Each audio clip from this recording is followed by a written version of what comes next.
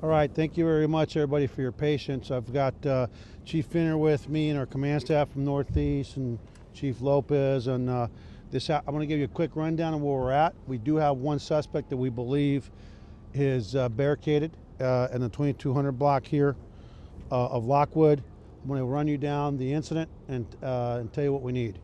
This evening at about 10:22 p.m., the Houston Police Department received a call, a 911 call of a suspicious African-American male, possibly armed with a firearm.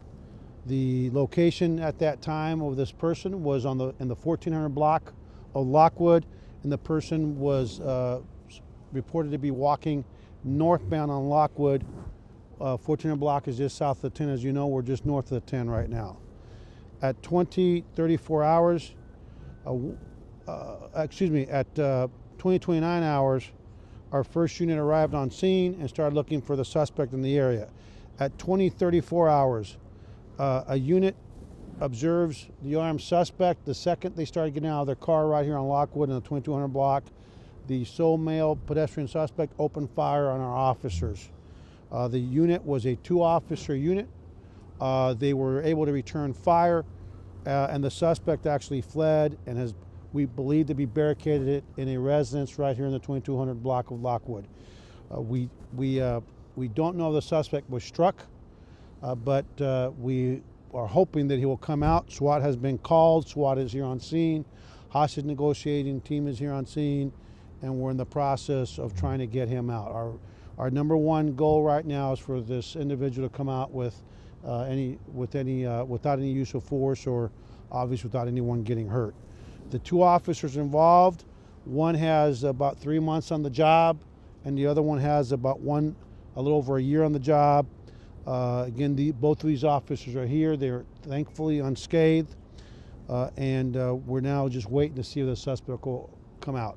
We have our special investigations unit that is here. They will, once we stabilize the scene and the suspect is taken into custody or the scene is rendered safe, they will conduct a criminal investigation into the officer involved shooting to determine whether or not the shooting was justified. And I can just tell you, when you shoot at police officers, you can almost 100% of the time, if the officers are able to, they will return fire, and that's what happened here. But they will complete a criminal investigation that will go to the District Attorney's Office. The Harris County District Attorney's Office Civil Rights Division will be here, and we'll work with our Special Investigations Unit in a joint investigation where they will do a parallel. We'll also bring out Internal Affairs out here to make sure that we look at all of the policies, procedures, training, and all those issues from an administrative standpoint. Both officers, consistent with our policy, will be placed on administrative leave for the next few days, upcoming days. Paid administrative leave pending additional investigation. And obviously we do now what we do is we actually take tests on our officers to test for drugs in their system. The suspect, again, is holed up here in the 2200 block of Lockwood. If anyone knows who the suspect is, we urge you to contact him and please tell him to come out and surrender. We have Houston Fires here staged, and again, we just want to end this peacefully, like happened just a little while ago on the other SWAT team. And so with that, I want to just open up to any questions, but realize that we still have a hot scene out here. We have a situation with an armed suspect who has shot at police officers that is believed to be barricaded in the 2200 block of Lockwood, and he's not come out. Any questions? Chief, have you actually made contact with him, or is there a possibility He's not answering his phone, but we're trying to make contact with him as we speak. Chief, can you give us a sense of just how your officers are doing? We were back at Grace Church earlier today for Sergeant Sullivan's funeral. Yeah. There last week for Sergeant Brewster's funeral. The circumstances that you're describing are quite alarming. The idea that he immediately fired when they pulled up. So Yeah. just give us a sense of how your officers. You know, that's what happened just a little over 10 days ago, about 10 days ago when we lost Chris. And so when Sergeant Brewster got out, he came under fire right away.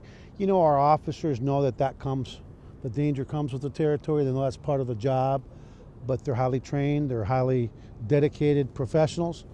And so this is a resilient workforce, right? You know, no matter what, we don't cower.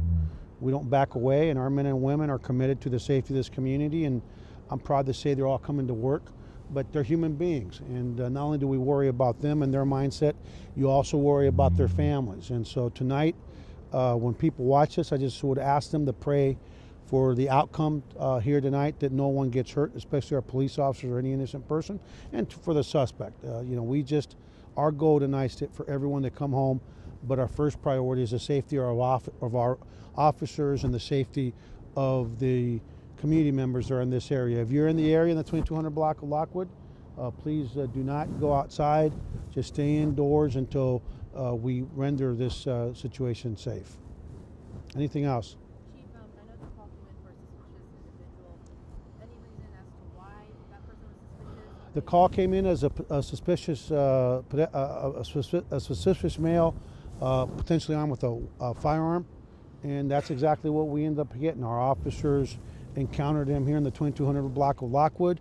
The first unit spotted him, second unit pulled up from the opposite direction, I believe, here, and as they got out of their car, the second they got out of the car, they came under fire. Both officers, fortunately, they are unscathed, and they returned fire, but the suspect's believed to be holed up here in the 2200 block in a little house here behind me. Did you know if you had any run-ins with this guy before? Listen, this is Harris County, and we know that in Harris County we've got a tremendous problem, not just in Harris County, across the country, where we're just not taking firearms and bad people with firearms seriously. And we know there's a revolving door justice going on right now. And so if I had a guess, I would venture to guess that this is an individual that will end up having, and I've made this guess before, and I don't think I've been wrong yet in the past, I would venture this guess this individual's been, has had previous violations of and run-ins with law enforcement, with the Houston Police Department, and here we are again. And so until we identify him, we believe that the person we believe is the suspect. We believe we had a confrontation with him just last month, if it turns out to be that person, but that's a big if. And as soon as we figure that all that out, we'll do an update tomorrow. Anything else? All right, guys, well, be careful. Remember, we still have a hot scene. We still have an armed suspect that's outstanding, and this suspect has, in fact, shot at police officers. And again, if your viewers can pray for a safe outcome for everyone involved, we'd appreciate it. Thank you all.